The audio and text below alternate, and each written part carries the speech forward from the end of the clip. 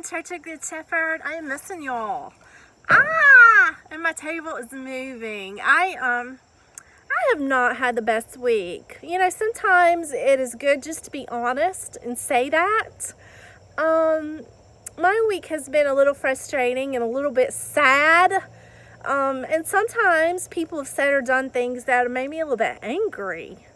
I don't know if y'all have been experiencing that.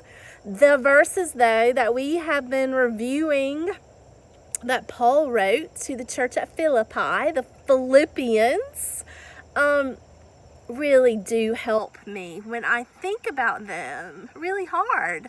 I don't know if y'all have been thinking about those verses that remind us to rejoice and rejoice in the Lord, because it's often hard to have joy over our circumstances.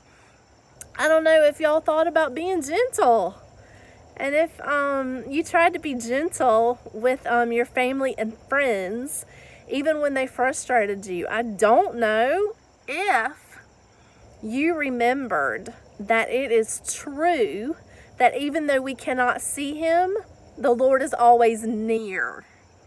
I needed to be reminded that the Lord was near. And do you know what? When I think about how the Lord is with me, I think about the things that he can do for me and the things that he gives me. All right?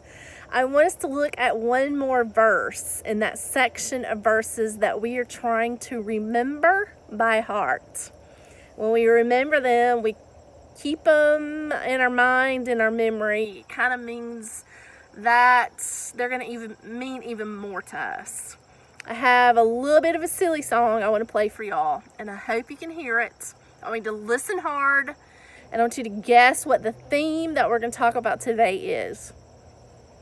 Hakuna Matata. What a wonderful phrase. Hakuna Matata. It ain't no passing craze. It means no worries for the rest of your days. It's our problem-free philosophy. Hakuna Matata. You remember it? It might be my favorite song from The Lion King. It might be my favorite characters from The Lion King that were singing that. What does that mean? Hakuna Matata. It is some sort of different language. I didn't do my research, but it means don't worry. When I was a little younger, probably before any of y'all were ever born, there was a song that said, "Don't worry, be happy." And even before that, there was another song about being happy and not worrying. Do you know what? People have struggled with worry for probably all of human time. And I want to show you that the verse we're going to look at today has two parts. It is a command that Paul says that he is giving to the people at that church in Philippi.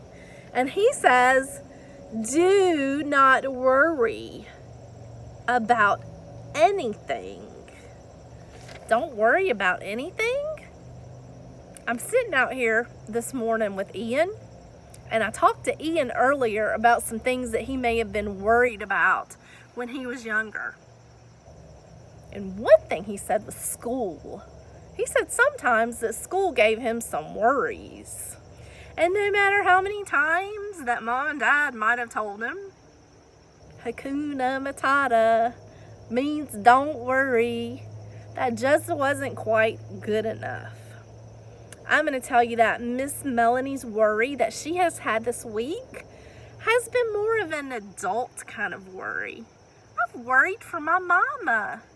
My mom is old, and she's suffering from a sickness, and she is just not doing really well. And I've worried, is she going to get better? And I've worried, what is it that I ought to be doing for her? Every worry that we have starts out as something that probably is pretty true. Do you know what? Ian did. We have things falling from the trees this morning. Did y'all hear it?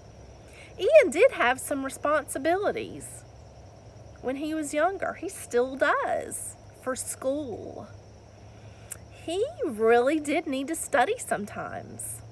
Sometimes he did have a teacher who wasn't easy to get along with, and he had to figure that out. So,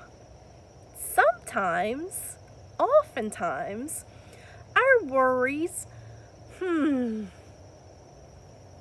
might seem very rational. If something's rational, it means it makes sense, all right? It would make sense that I'm concerned about my mama's health. It would make sense that I'm concerned. What should we do in the future for her? But Paul says, don't worry. And then he tells us what we can do to help us stop that worrying. All right, I want us to look at the verse.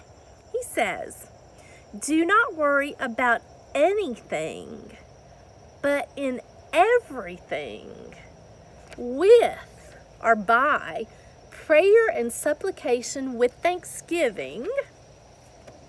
Here you go, the next part. Let your requests be made known to God. I'm going to tell you something. Ian often made his worries known to me if they were about school. I have made my worries about my mom known to Mr. Andy. And that is a good thing. It's good to have parents, family members, and even good friends to share the things that we're worried about, that we're afraid is going to happen. But we need to also remember that the God of the universe wants us to tell him when we have a worry. Why does he want to do that? We are his children, and he cares about us. Does he already know how we're feeling and what we're worried about? Absolutely. God knows all things. But what happens when in our mind we think about and talk about to God the things that we are fearful or worried about? Do you know what? It helps us to remember who God is. It often helps us to remember that the Lord is near. It can help me to remember that God is in control of all things.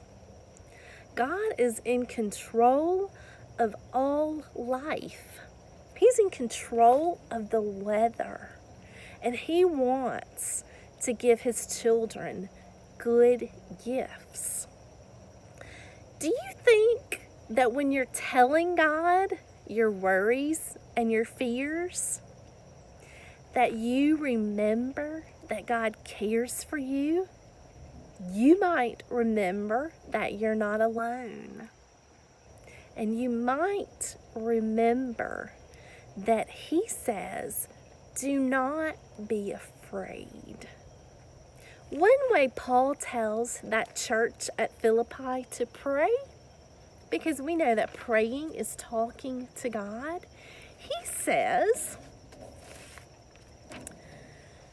by prayer and supplication. So supplication is something that you're asking God to supply you with. So it's that request.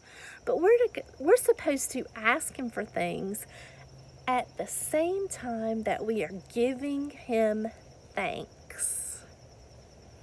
When we give God thanks, we remember not only who he is, but what he's done We remember things that bring us joy, so it helps us to rejoice.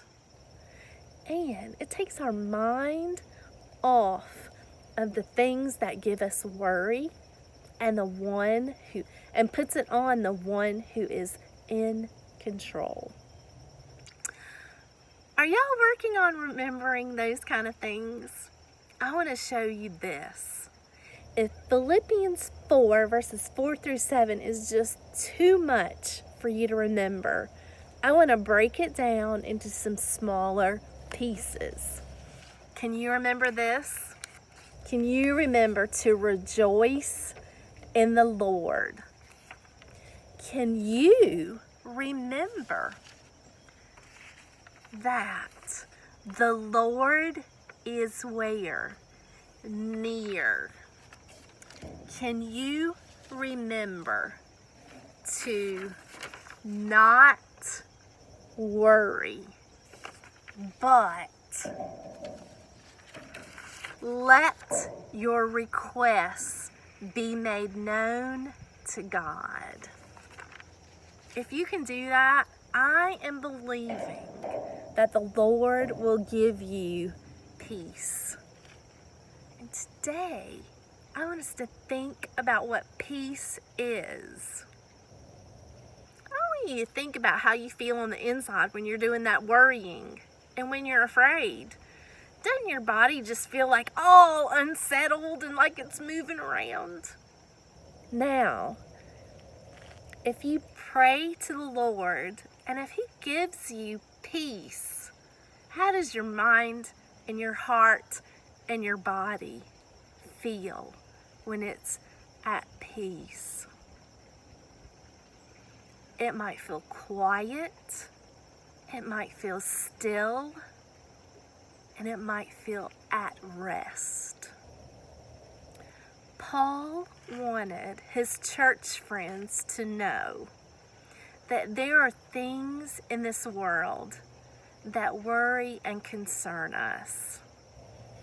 But when they do, we should pray to God, thank Him for what we have, tell Him and ask Him for what we want. And then we should wait. And wait expecting that the Lord is going to give us peace. Do y'all remember when we talked about when Jesus was on a boat and that water was not peaceful water, but it was stormy water? You remember when we had the blue sheet and we shook it to make the waves move? And we had water that we sprayed for the water moving around in the storm. Do you remember when we had the fan blowing so we could feel the wind and the waves? And then, do you remember when Jesus said peace to the storm on the sea and we stopped everything? That is Miss Melanie's prayer for you this week. That as you worry and feel afraid, that you will ask God to give your heart and your mind peace. Bye, friends.